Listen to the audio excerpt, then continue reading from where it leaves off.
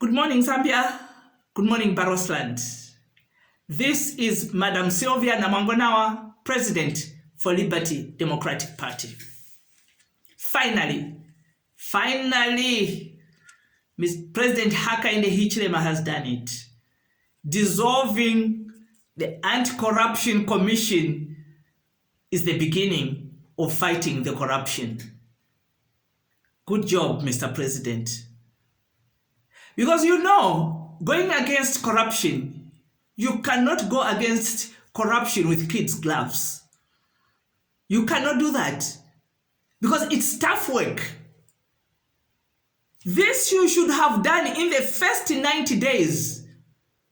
These cardinal institutions like DEC and corruption, this is what you should have done in the first 90 days to deal with them decisively.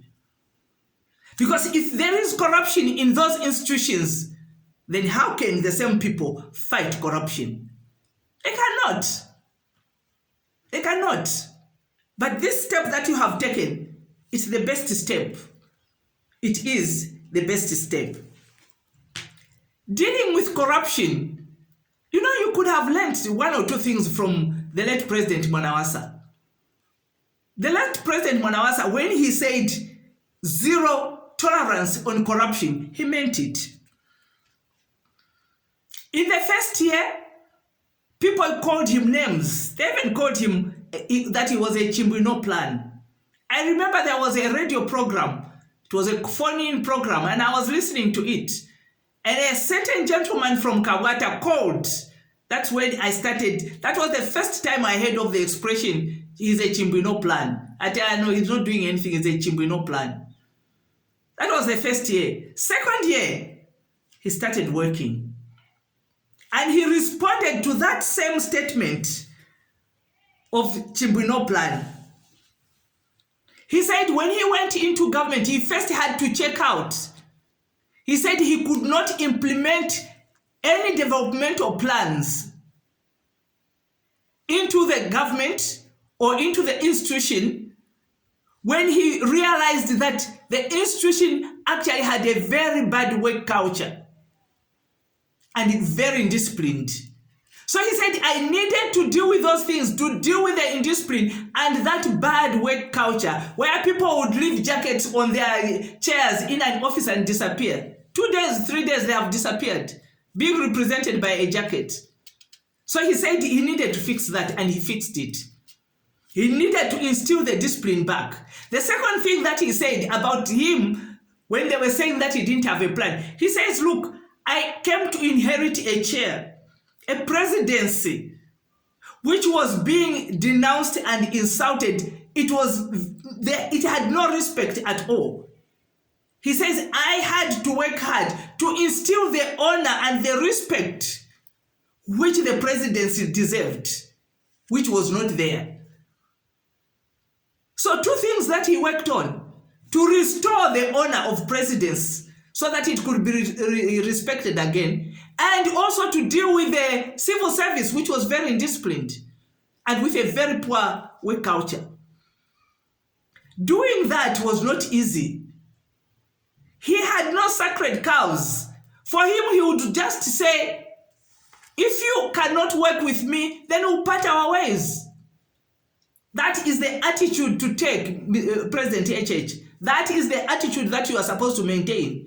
No sacred cows. Because the same sacred cows are the ones that lead you into a hole. Who gets the blame?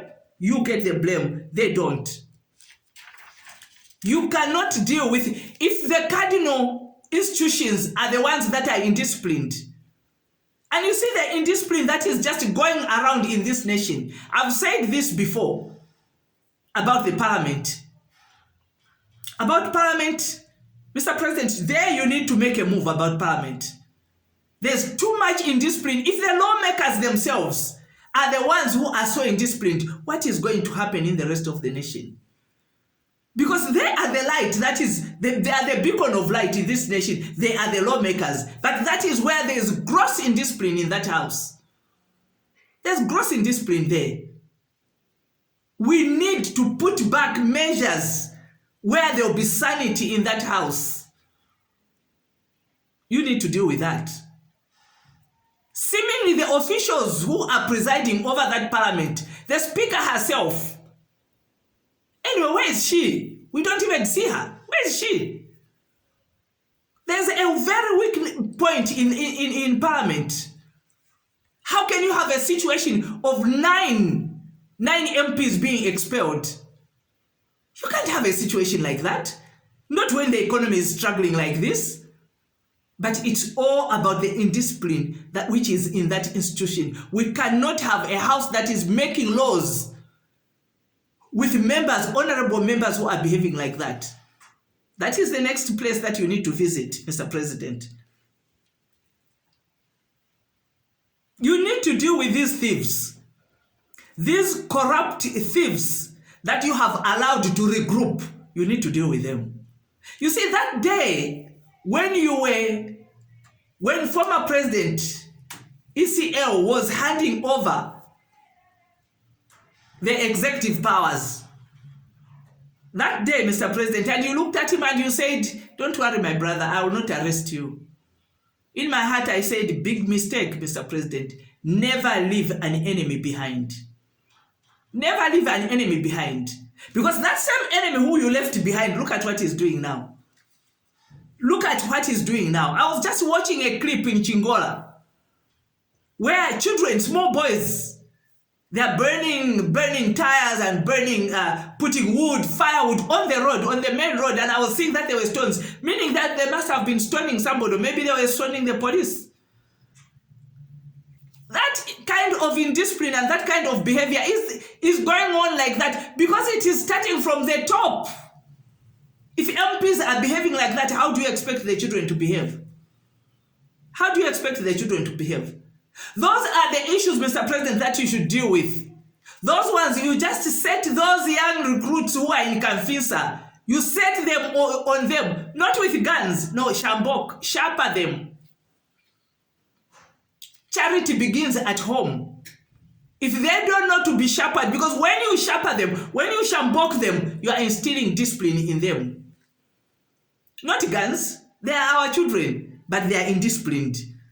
An indisciplined child, we cannot spare the rod and spoil the children. What kind of generation are we going to have? Sharper them. Just set those recruits on them and sharper them. We are disciplining them. They are too young to behave like that. We are losing them. It is our responsibility to discipline them. It is our responsibility. We can't even cry foul, otherwise we will be failed mothers and fathers. So if at home they are not being shaboked, let the police, the young recruits, shabok them. In fact, let me tell you something, what we do as mothers. When you see you have a son whom you cannot handle, maybe the father is already gone, and you can't handle that son, do you know what we do? We just take them to the police. And the police sharper. The police who shabok, that child straightens out, I'm telling you. It works. That's what us mothers we do. But I'm glad. You see, you need to deal with a former president who thinks he is very powerful when he is not a president. You need to deal with him. Methodology? Your methodology is not working. You need to use other means, because that same kind of behavior that is going around riling out, just bringing this kind of confusion, that confusion, you need to deal with it. You need to deal with it. President HH, you need to deal with that behavior. That is what creating all this chaos. I don't need to remind you of what happened in the neighboring country just a few weeks ago. We don't want to reach that stage. But if you are not going to be in control of that, we'll end up reaching that stage. God forbid that happens. God forbid that happens. President Mwanawasa, let's learn some lessons from him. May his soul rest in peace. He dealt with issues like this when President Chiluba had looted the treasury. May his soul also rest in peace. There was a report, President Mwanawasa asked him to bring back at least 65% of what he had illegally taken. He told him, I'm not going to arrest you because you are a former president. He didn't arrest him. You don't need to arrest ECL, but you just need to deal with him accordingly. We can't have a situation where there's chaos is beginning like this. No. No, that is breach of security for the nation. Huh? No, we cannot accept that. Huh? President Chuba was told, bring back 65%, you can keep 35%. Or he denied. He says, I haven't done anything. I haven't taken anything. President Manawasa told him, I know where you have kept everything. He still denied. He cleaned him out. He cleaned him out. And there's evidence to date that the Chiruba family was cleaned out. Because that is why now, look at how the family is now. Isn't it just a few days ago when his son was caught stealing? The son of the late President Chiruba was caught stealing. Huh? Why? Because he was cleaned out. Now, because he made that mistake, look at how he has left his family. Very unfortunate. Very, very unfortunate state of affairs. It's not supposed to be like that. Not at all. But the same way that President Manawasa cleaned out that President Chiruba, clean out ECL, so that this regrouping comes to an end. You had said, no, my brother, I will not arrest you. No, don't arrest him, because you don't want to go back on your words. But clean him out. You are the president. The instruments of power are in your hands. You don't need to break the law. You just need to correct things. That's all. That's all. What we don't want is this nation to be plunged into chaos. That's what we don't want. Just because of one man. No. Just because of one man. No. Can you imagine that if he becomes president again, do you know what he's going to do to you? You would have to run out of this country. I'm telling you. You and your entire family would have to run out of this country. Let's not allow wrong things. This country does not belong to one person. No. It's for all of us. It's for all the Zambians. Our children and our grandchildren who are coming. Let's live a peaceful country that is well developed. That's what we need to do. You leave an enemy behind, he will come after you. Putin once said to those oil oligarchs of his, you are too rich. How did you make this money so quickly? So Putin said to them, dubiously you acquired this wealth, dubiously it shall be taken away from you. Dubiously it shall be recovered. And that's exactly what he did to them. Dubiously acquired wealth, dubious recovery. That is what you are supposed to do. Deal with these thieves and this rife corruption decisively, Mr. President. You owe it to the Zambian people who put you in that chair. You owe it to them. Thank you for listening, and may God bless you.